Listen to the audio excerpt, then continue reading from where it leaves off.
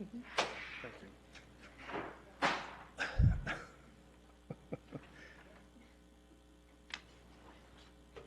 Thank you, Mayor Velasco. I have made copies of our PowerPoint presentation because I'm not going to read it to you. I'm going to actually hit some highlights of it, but I'm providing them so you have all the information that we present tonight. As you know, I think a lot of good things are happening downtown. I mentioned it to you in a meeting. Roll in a couple comments that were made, including the ex-finance officer, Christina Turner, when I had a phone call with her, and she was telling me just how much downtown has changed. And recently, I don't know if you've seen it, but there is an article in Gilroy Morgan Hill today under City Beat, a downtown on the move. And it lists 13 different businesses coming. I regularly get cards from Renz and Renz Realty, and they send out postcards to property owners. And downtown is on the rise. So there are people that see that downtown is improving, that it's moving forward, and I really believe it's on the precipice of really beginning to make some significant gains. So with that, I'd like to move in the presentation. One error I made, I just saw on the cover sheet that somebody brought to me that should be 2019, not 2018. So tonight I'll be talking about four major points: an introduction to our board of directors and employees, review of our accomplishments for 2018, new benchmarks and data that we just started collecting, and GDBA goals for 2019 and beyond. And we have a couple of our board members. Nancy is here, John Taft, Jose Montes. So we do have some board members here tonight. So we added 3 new board members in 2019 or 18, and we lost 2. So it's kind of one step forward, 2 back. But we still have a strong board composed of downtown businesses and property owners. In 2019, we do intend to recruit a downtown resident to our board because we recognize that a healthy downtown depends on residents to support downtown after normal business hours. In 2019, we lost Melanie Corona after she had served for 6 years to the Gilroy Unified School District, and we were fortunate to hire a 40-year resident, Nancy Maciel, who has benefited downtown with her enthusiasm and bilingual skills. Working only 30 hours a week, she has been able to work through all the events and find time to take classes from the National Main Street Center towards her Main Street America Revitalization Professional Certificate. Our GDBA board partners continue to offer advice and support to our organization. Changes include John Ballard with City of Gilroy Police Department replacing Jeff Gurin, and Julie Wyrick from the Gilroy Planning Department replacing Pamela Wu as of June. So significant accomplishments from the first quarter of 2018 were the addition of 3 new board members, as I mentioned, and the attendance at the National Main Street Conference by Jose Montes and myself. We learned so much in that conference that we were able to convince 2 additional board members to attend the 2019 conference in Seattle, all on their own expense, along with Nancy Maciel, our downtown coordinator. Significant accomplishments from the second quarter of 2018 were the hiring of Nancy Maciel to replace Melanie Corona after her 6 years with the GDBA. Partnering with the Poppy Jasper Film Festival, who brought a full day of short film and events to downtown Gilroy, hosting our first health fair and moving our summer music program from 5th Street to Monterey Street, and adding a very popular kids zone, and in partnership with the Gilroy Pedestrian Bike Committee, valet parking. And just as a reminder, we start that event this Thursday, June 20th, on Monterey, our Downtown Live. We also received notice that 2 census tracts that encompass downtown were designated opportunity zones that allow for special tax treatment for new investment in the downtown. Significant accomplishments from the third quarter of 2018 include working with a community group on the 5th annual Porch Fest music series that the GDBA will take over in 2019. Our Economic Vitality Committee completed a downtown parking study, quantifying downtown parking and suggested needed improvements. And of course, our ever popular Halloween and beer crawl, which should be all the better now that we have 2 craft breweries downtown and a 3rd that should open up shortly. Significant accomplishments for the fourth quarter included growing our Gilroy Holiday Parade again. We had 44 parade entries this year and an estimated 5,000 people who attended.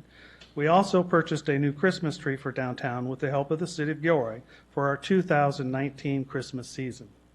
A huge loss to the downtown and the GDBA and the city is losing Joan Buchanan and her husband Phil, who moved to Livermore. But on the bright side, we gained John Taft, who brings a wealth of knowledge in business management and real estate knowledge to the board.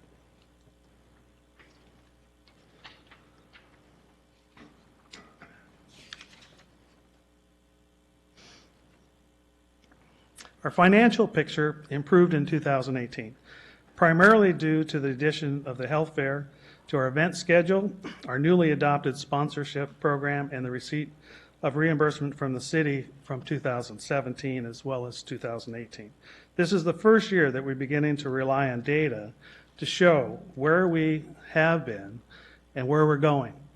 Our revenue received in 2018 was $153,000 and $557, including revenue earned from events, sponsorships, and reimbursements from the City of Gilroy for 1/2 of our payroll expense.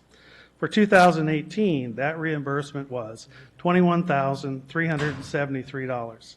Deducting the 2017 reimbursement from the 2018 shows that the city's return on that investment to us was 3.85 to 1. Or in other words, for every dollar received from the city, the GDBA leveraged those funds to earn $3.85. A pretty good return on the city's investment, showing a substantial return of taxpayers' money, and more on this later.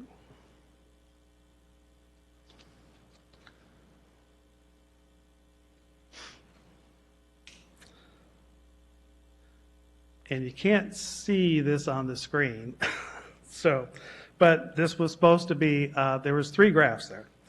And we looked at the Main Street America survey of 374 communities and found that while the City of Gilroy's support represented 17% of the GDBA budget, it compared to 44% of public funding reported by the national survey.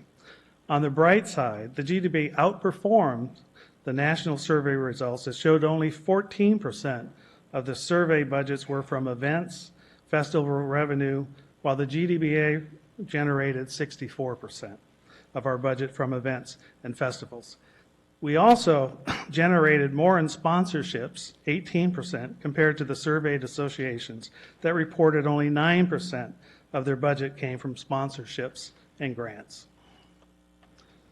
Oh, it shows up that way. Okay, so that's the graphs of that. So downtown, by the numbers, so we had 16 events that we did. 4 were non-GDBA sponsored events.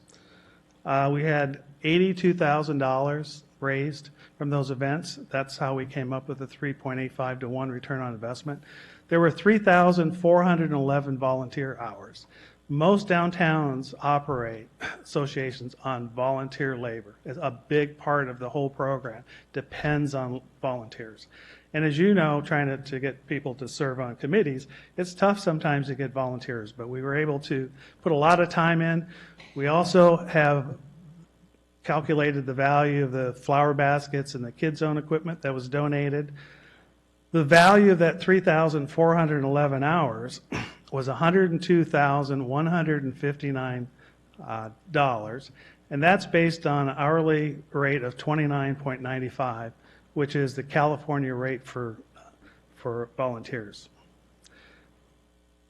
We spoke to all our other people that did events as well as our event. We figured based on those numbers, there was something like 54,000 people that came to sponsored or non-sponsored events, those 20. So when you include the value of the labor, we leveraged the city funds 9-1. That's the return on investment after our earnings, volunteer hours, and donated material and equipment. That does not include the value that we would put on those visitors if they purchased anything downtown. So if you assumed $10 per person, that's economic activity of another $500,000 that we brought into the downtown. So the status of the downtown unreinforced buildings, there were 38, I believe, that we started with. In January 2018, we had 10. At the end of the year, we only had 7. And right now, we have basically only 3 buildings without active permits. So as we collect our data on downtown, we wanted to share some of the more important figures. While we're compared to Morgan Hill's restaurants, we have a respectable number of 20, including entertainment venues. We also have 47 retail shops, 36 service businesses, 15 professional services, and 9 local nonprofits. In sum, the downtown core has 127 businesses, 20 vacant spaces representing about 10% of the rental space, including the URM buildings, and currently is estimated to employ 685 people, making downtown a significant employer for Gilroy if it were a single company. So we're just beginning to collect data about downtown and the importance, of just tracking this information. So we have 24 garbage cans, which we used to have recycling cans, but those got removed. So we really feel that we're short on garbage cans, and it would be nice to have more. There were 9 new bike racks installed downtown, bringing total bike parking to 100 spaces, and 1 new bike repair station that was donated by the GDBA to the Gilroy Bike and Pedestrian Committee. Downtown is blessed to have volunteers that are responsible for obtaining 50 beautiful hanging baskets twice a year, in addition to the 15 landscape barrels and 28 colorful seasonal banners.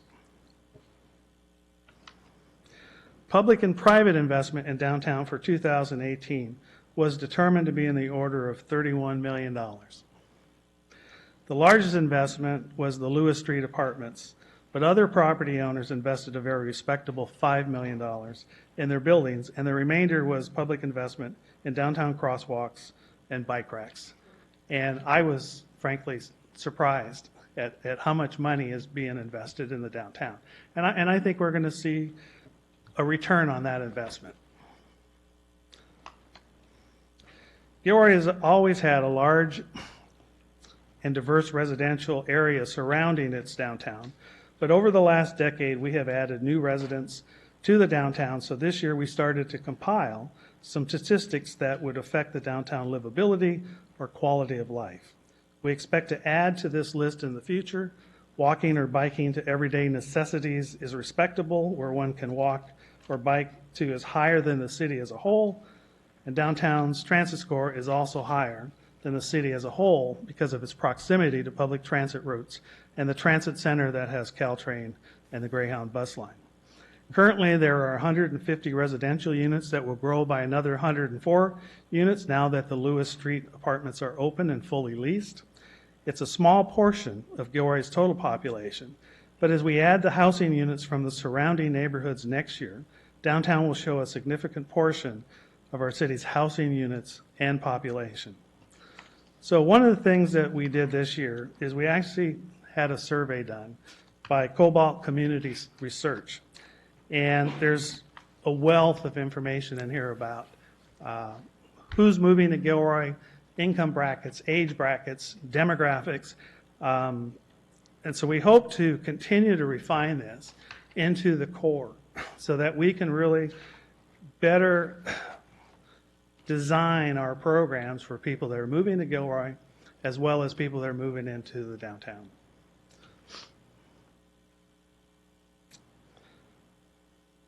So the GDBA has identified 5 goals for the next couple of years. Later, we expect to focus on more transformational goals in line with the Main Street Refresh program that is relying much more on economic development of downtowns rather than its historic value now that the organization has split off from the National Trust for Historic Preservation into its own organization.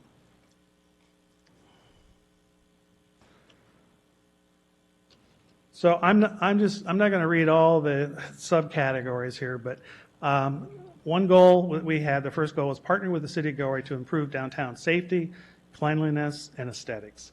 That's always where you start in downtown revitalization, is those three things. So we've made those our goal. 2, partner with the Gilroy Economic Development Corporation on business attraction in the downtown core. 3, partner with the City of Gilroy, Visitor Center, Chamber of Commerce, EDC to market and promote downtown whenever possible. We've looked at their plans and we look at where our goals and their goals can overlap. And that's where we should be working together. 4, organization goals. We're doing a bylaw review. We're also developing a new mission and vision statement and some other guidelines for the board as we move forward. 5, we want to continue to pursue the National Main Street accreditation. It takes time. You have to submit for that, so it's going to take some additional work to do that, but we're moving in that direction. So we'd like to say thank you for all the city does to support downtown, our partnership and community to make downtown a source of community pride and a gathering place. And we do have some needs. I think one is we're becoming much more data oriented, that we really need to have quarterly sales tax data if possible for the downtown core, because that's one measure of our success. We would like to move to a full-time director. It's a lot of work for somebody working 30 hours a week, so we got to figure out how to do that. Parking was an issue. We'd like to see the large lot behind the chamber and book buyers to restripe those. We'd like to replant the landscape beds on Monterey and the Paseo. We'd like to turn the city lot on Eagleberry and 7th, creating it into parking, creating an additional 220 parking stalls as soon as possible, because these URM buildings are going to come online and we're going to have tenants. And if they're restaurants, it's going to add quite a bit of more need for parking. We'd like to have more garbage cans, gum containers. Gum sometimes is a problem in particular sites, and recycling containers. We'd like to maintain the police presence downtown. We're very supportive of that and appreciative of that. In fact, I saw horse patrols coming down Monterey today, and it's always fun to see those. And the police department, and I've commented on it, they've done a very good job on the homeless and their carts to make sure they're not impeding downtown businesses. We would like to see an update of the specific plan and address impact fees downtown and infill development to support opportunity zone investments. And lastly, provide support to the GDBA to help bring EV charging stations to the downtown. We're actually working on that. We will have a proposal very shortly for the city on that. So I want to thank everybody, and I want to thank the city for all they do. I've listed some things here. I'm not going to read through those, but that concludes our annual report, and I'd be happy to answer any questions that you might have. Council, is there any questions? Yes, Councilman. Gary, thank you. I just have a quick comment. Thank you for this report. I think it's very, very informative. Are you planning on posting this on your website and Facebook sort of post? I've contracted with an outside graphics company to actually create our first annual report that will be available in print form or online. Good. So I've already paid that expense. I just haven't put it together yet. But we do plan on making these things available to the public, and they'll be online, yes. Great, thank you. And thank you. I know I've seen you out there putting the flags up and down Monterey Road. I appreciate the work that you guys have done on that. One of the comments I hear from the community, and I think they're very appreciative, is sort of the lights, that we have, the posts. Where does that funding come from for the lighting, just throughout downtown? On the trees? And the trees. Well, the lighting, the city does. Right, right. But is there any community contribution to that? No. What happened is, I think Gabe, when he first got here, I think that he actually was involved with purchasing those lights Right. and having, I think there was a bunch of volunteers in the city that went out and wrapped those, so, Both Gabe and I were out there. yeah. No, and because I think that's one of the things that really, and everything in your report, as you know, I mean, I'm hearing that the city feels safe downtown, unlike, years ago, which, they claim, but I think the lighting out there really makes a huge difference as well. It does, yeah. In fact, I'd recommend a book to you. It's called, they just came out, it's called Design Downtown for Women and Men Will Follow. And a big part of, 80% of all the purchases are made by women. Right. And they have a sixth sense about not being safe. Yeah. And so one of the things that we can do in terms of making it safe and pleasant, is to look to understand that women aren't going to come if they don't feel safe. Yeah, it's true. Thank you. Councilmember. Yes, thank you for this report. I love the numbers in them, and I may have questions for you later when I get a chance to really look at them. But right now, have you asked already for recycle bins to be downtown? Or is We had them and they disappeared. I mean, I don't know why I just went out once and they were all gone. And so somebody said, and I didn't verify it, that they were removed because people were putting garbage in them. But what it did is it reduced the number of garbage cans by half. And if garbage cans are not convenient to people and it's too far to walk, they're just going to throw it on the ground. And so I wasn't asking I understand the reason for wanting them. I was just asking if you've already made that request. So, okay, so that's. We made it tonight. Is that a request of the city or is that a request of South Valley? That's a request of the city. Those cans are the city. The green ones downtown are owned by the city. Okay, so we'll follow up with that. And I know, do you really want horse patrol downtown? Is that serious? Horses? I tell you, anytime that they Speaking come of out trash. to event, who? Speaking of trash.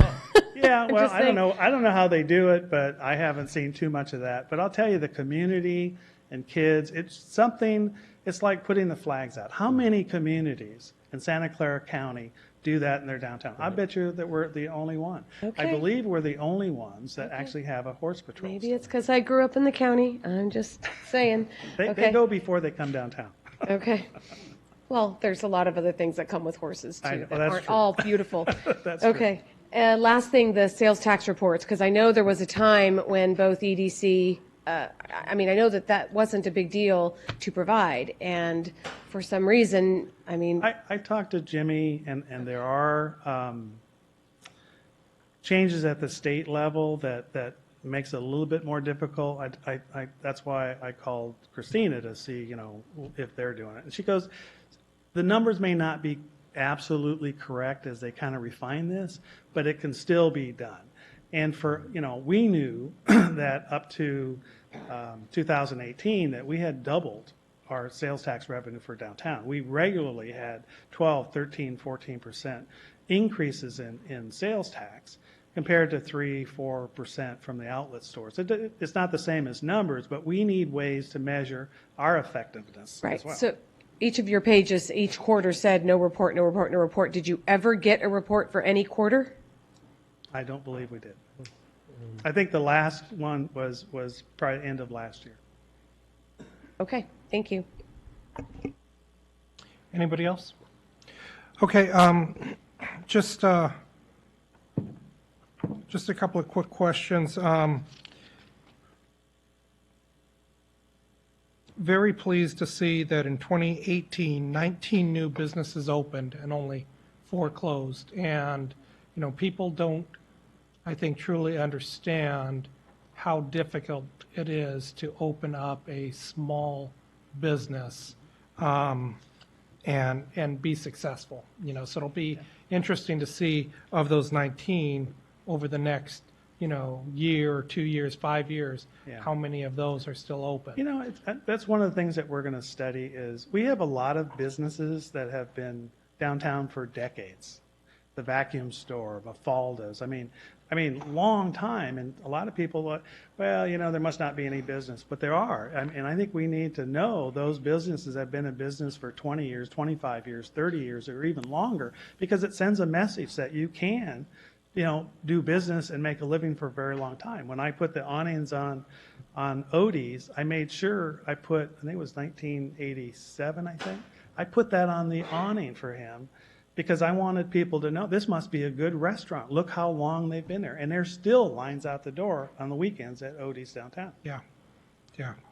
And then the downtown URM buildings, again, you know, we get hit all the time, but in my mind, I mean, this chart clearly shows. Oh, the light is at the end of the tunnel is there. We are almost there, thank God. Yeah, we are almost there, and just to remind the council, the ones that do not have active permits, that has been intentional to a certain extent because we are focusing in on other areas. So just again, a friendly reminder to the council that there is progress being made. And then we need to get moving on, but I want to ask a question, kind of open-ended, kind of going back to where you started your comments, which is there are so many naysayers in the community, so many glasses half full individuals, so many people who try to compare a Morgan Hill with their RDA monies that have been spent and gone to Gilroy with no RDA monies and the progress that we are making. You know, I get beaten up for it. The council gets beaten up for it. Your name is mentioned I get regularly. You know, what do we do? Do we just, I mean, part of I don't even look at social media anymore because it's so depressing. So I just, you know, from my perspective, I have to believe I'm trying to do the best thing I can do, and I just put my head down and just keep moving forward. And that's what you have to do, you know. I mean, it's people naturally have a negativity bias, it's called. And sometimes when somebody says something negative, other people jump on that because of that negativity bias. One of the things that the Downtown Association needs to do, and the city needs to do it, we all need to do it, is we need to let people know what we're doing. We need to celebrate our successes. And, for example, on that line, you know, we're putting together an unreinforced masonry building tour that I want to put together in short order and bring people into those buildings that are retrofitted before they get covered up and look at what it took in dollars and effort to really retrofit those buildings and preserve them for the community. You know, I mean, I've worked a long time. I've invested in downtown. I've paid my dues.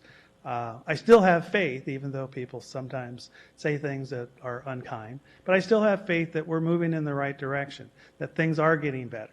And sometimes even as an individual that I'm downtown all the time, I don't see everything. So that's when other people, when they tell me that, wow, downtown has really changed, it's looking really good, you know, it reaffirms that we are, because outsiders are seeing it. And I think some of the naysayers, they need to get out of Gilroy for a while and go somewhere else and then come back. Yeah. Because there's a lot of other places that are a lot worse than whatever they see in Gilroy. Yeah, and I just truly believe that it comes from just a lack of education, lack of sophistication. I recently received a message on Facebook, a private message on Facebook, blaming me for the construction of the theater, you know, down at 10th Street, and how come we, meaning the city, didn't put the theater downtown. Well, you know, we don't own that theater. Right. So anyways, it's just, you know, it's one of those frustrations. I truly appreciate not just the GDBA organization, but the passion and the enthusiasm that the membership, especially the leadership, brings. And where we may not always agree on issues, we may not always find, you know, the monies to make things the way we would like. The way I see it is just a little inter-family squabbles that we have to move past. Oh, yeah. Well, you know, I've said this before, I've been in partnerships before, and sometimes in partnerships you yell and scream at each other and slam doors, but at the end of the day, you know you're working for the same goal. Yes, And absolutely. that's how I feel, that we're working for the same goal. Let me, thank you. Let me turn it over to a couple of council members, but real quickly regarding your URM tours, I think I saw Jose's building last week, and I mean, there was a lot of money and a lot of concrete poured into that bunker. right. So that would be a case example of being able to see something before it got sealed He's up. on the tour. He's on the tour. Okay, good enough. Councilmember Marks. Gary, I think for the public's sake, I would like you to explain to the people how much money some of these building owners in the with the URM buildings have put into their building, just to give everyone an idea of their commitment. I would say that the minimum amount to fix a small building just for the retrofit is probably in the order of $500,000 to $600,000. It's not cheap, and as the city finds out, I come here all the time, and prices went up, prices went up, prices went up. It's the same thing in the private sector; the prices are going up, and so it is very expensive. So, people are spending, $500,000. Sometimes they got a bigger building; it's $1 million that they're spending, and we want to acknowledge those people for making that kind of investment in our community and the downtown because they didn't have to. Thank you. Councilmember Leroy Munoz. Gary, with regard to safety downtown, this is something that I've always thought about because there's a perception on one hand and then there's the reality on the other. I remember we used to routinely receive reports from the police department about statistics throughout the city, and I would. Just got that. You just got it. Okay. I got one, and I wanted to. In fact, I wanted to publicize that because crime overall in the city of Gilroy is down, but crime downtown is significantly down. And you're going exactly where I'm going, which is presenting that kind of objective data is so incredibly important. Now, to your point, whether the naysayers want to believe it or not, I mean, some people willfully won't believe the truth, and that's fine. We can't do their thinking for them, but we can continue moving ahead and at least providing it to those people who are intellectually honest and open to actually hear the evidence. Thank you. Councilmember Tovar. Thank you. Gary, one last question, because, obviously one of the main concerns that you and I think the entire city has is parking, obviously, and I think we're moving forward on sort of to help alleviate that a little bit. But I know one of the big concerns that we have or continue to have is merchants parking downtown, sort of where it takes up a lot of the parking spaces. And I know you've been working with the local business owners. Do you see any change? Well, there's two parts. One, we have to have a place to park them, Right. which that's the importance of developing another parking lot. And the one between 7th and 8th is probably it's the least convenient, and that's where merchants should park. Okay, and so what we need to do is one, educate them that for every time they park in front of their store, that parking spot is worth about $25,000 in annual sales. So it doesn't affect just their business, it affects their neighbors' businesses as well. And so if maybe they don't care, but I guess their neighbor will care when they find out what they're losing because their neighbor's parking right in front all day long. So we need to educate the downtown merchants. And if that doesn't work, my recommendation back to the city is to create a no merchant parking district. Grants Pass has that. It's a $50 fine. I would rather penalize owners for doing stupid things other than customers that come downtown. And when I saw the signs in Grants Pass, I thought, that's brilliant. That's a great idea. And so, but we have to have a place that merchants can park. Right now, we don't have that, so developing more parking on the peripheral, that's where the merchants and their employees should park, and leave the best parking for your customers. No, and thank you for that. I agree 100% with you. I've actually seen merchants put cones in front of their parking spots and I've, as you know, I walk downtown every weekend, and I've pulled those cones and they continue to pop right back up there. Yeah, well, I think education is the first step. In that. Thank you, Gary. Thank you. Gary, thank you so much. And I believe we have Jimmy Forbes, who wants to respond regarding the sales tax, to come forward. And